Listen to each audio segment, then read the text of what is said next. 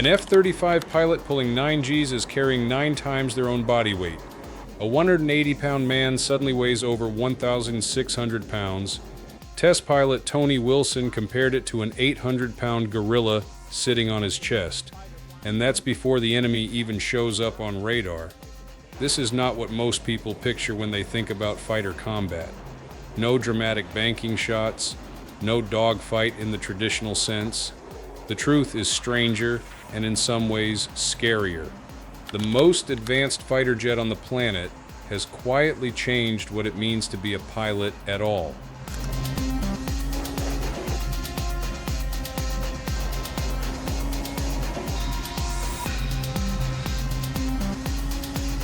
Start with the helmet. Every F-35 pilot wears one that costs roughly $400,000. That's not a typo, and it's not because someone at Lockheed Martin got carried away. The helmet is built by Collins Aerospace and Elbit Systems, custom fitted to each pilot's skull using 3D scans and a 2-day calibration process. Even a haircut can throw off the alignment. But the price isn't really about the plastic and the foam. It's about what the helmet lets a pilot see.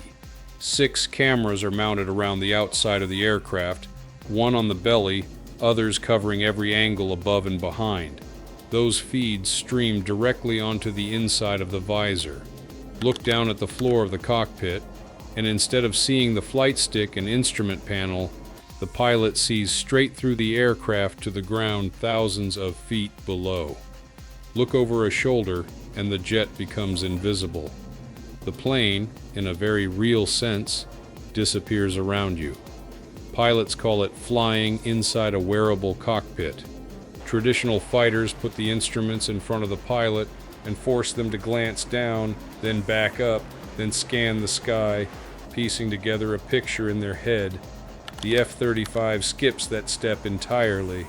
Radar contacts, infrared signatures, electronic emissions, and targets shared from other aircraft or ships all get fused into a single picture, painted directly onto the pilot's eyes. Lockheed test pilot Chris Spinelli, who spent over 2 decades flying the F-22 and F-16 before this, called it the biggest change he'd ever experienced in a cockpit. He said older fighters left him frustrated just trying to see the fight. The F-35 handed him the whole battle space at once.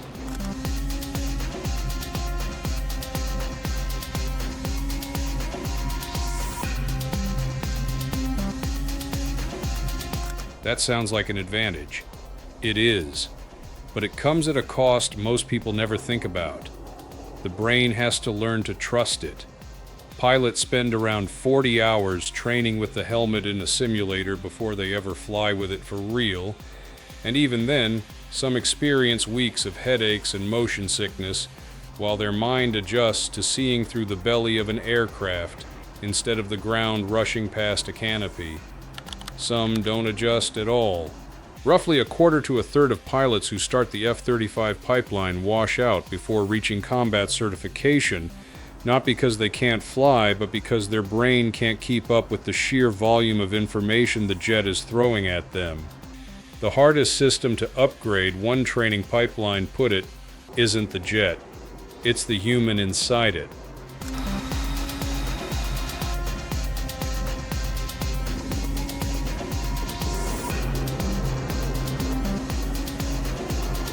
For the ones who make it through, the physical side of combat flying hasn't gotten any easier. The F-35 is rated for 9 Gs, and pulling that kind of force isn't something you get used to so much as something you survive.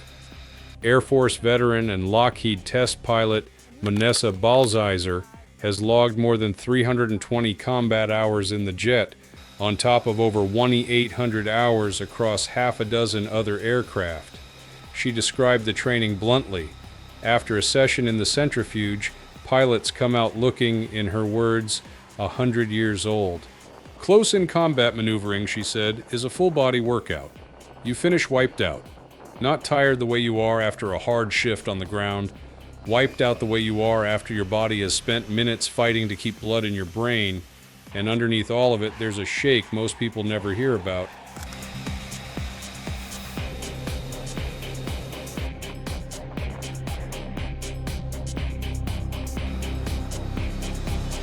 At high angles of attack and high G-loads, the F-35 buffets a kind of vibration that runs through the whole airframe.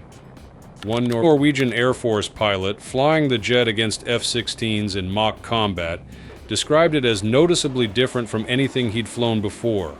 The shaking gives useful feedback about how hard he's pushing the aircraft, but it also makes the imagery on the visor harder to read at exactly the moment he needs it most, right as the fight gets close and violent.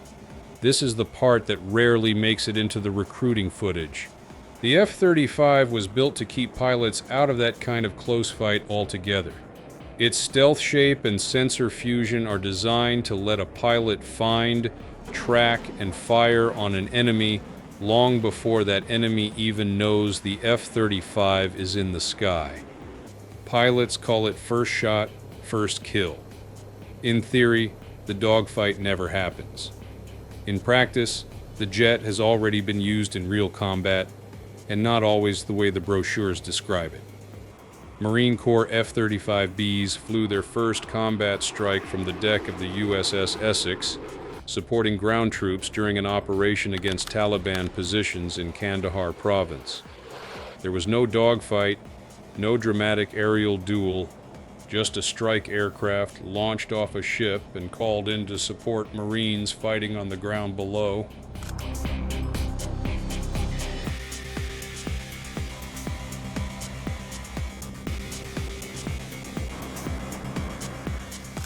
That's the unglamorous, high-stakes mission that actually makes up most of modern air combat. Israel's Air Force has flown F-35s over multiple fronts in the Middle East, and its commanders have been blunt that the jet's real value shows up in exactly this kind of work, hitting targets before the enemy even registers a threat exists. So what does it actually feel like, in the moment, flying an F-35 in combat? Forget the movie version. It's the crushing weight of your own body pressing down as you pull into a turn, wearing a helmet worth more than most houses, feeding you a version of reality your brain had to be trained to believe. It's total awareness of everything happening for miles in every direction, and the exhausting mental load of processing all of it while someone somewhere is trying to kill you. And more often than the myth suggests, it's a strike mission for troops on the ground, who are counting on you to already know exactly where the threat is before you ever see it with your own eyes. The stealth gets the headlines. The pilots will tell you the real story is what's happening inside that helmet, and inside them, every second they're strapped into the cockpit.